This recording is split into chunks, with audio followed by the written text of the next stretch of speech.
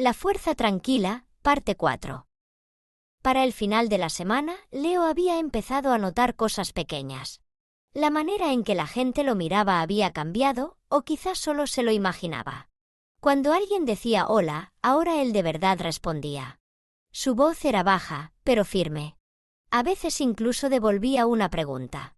Se sentía extraño, como usar músculos que habían estado dormidos. En clase, levantó la mano una vez. La profesora sonrió, sorprendida. «¿Sí, Leo?», respondió en voz baja, y nadie en el aula se rió. Era una cosa pequeña, pero se le quedó todo el día. Después de la escuela, él y Noah volvieron a caminar juntos. Hablaban de nada importante, tareas, almuerzo, música.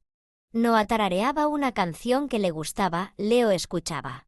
Era nuevo tener a alguien cerca y no sentirse tenso.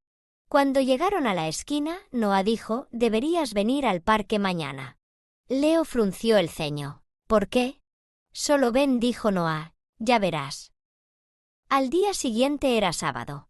Leo casi no fue.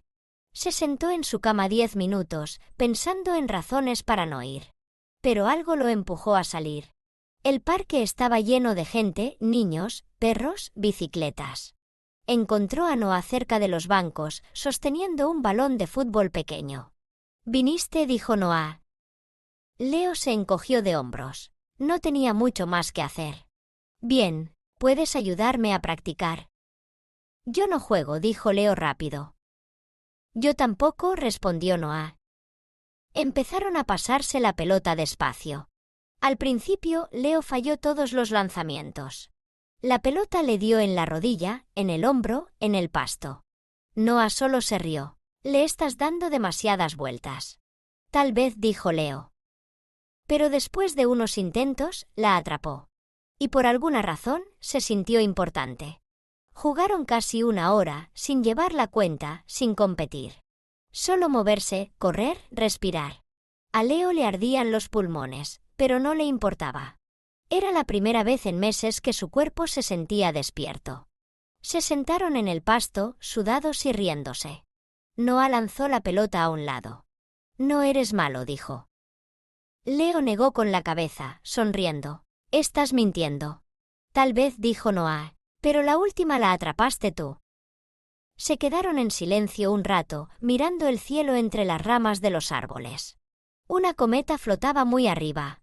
Leo dijo en voz baja, «Es raro. Olvidé lo que se siente moverse». Noah asintió. «Sí, se siente real, ¿no?» Leo lo miró y dijo, «Sí». Cuando llegó a casa esa tarde, su mamá preguntó, «¿Estuviste fuera?» Él asintió, «Con un amigo». Ella lo miró con cuidado, como si no quisiera romper el momento. «Eso está bien», dijo ella. Más tarde, Leo se quedó frente al espejo, cepillándose el pelo. Notó algo en su reflejo, no una sonrisa, no confianza, solo presencia. Se veía como él mismo, pero no el mismo de antes. No escribió sobre eso en el cuaderno. No necesitaba ponerle nombre. Solo dejó que se quedara allí, tranquilo y real. Antes de dormir, le escribió a Noah por primera vez. «Gracias por hoy». La respuesta llegó rápido, «Cuando quieras». Leo apagó el teléfono y se acostó en la oscuridad. No estaba emocionado ni orgulloso. Solo se sentía tranquilo. Y esa calma era nueva, ligera y firme, como el primer respiro después de una inmersión larga.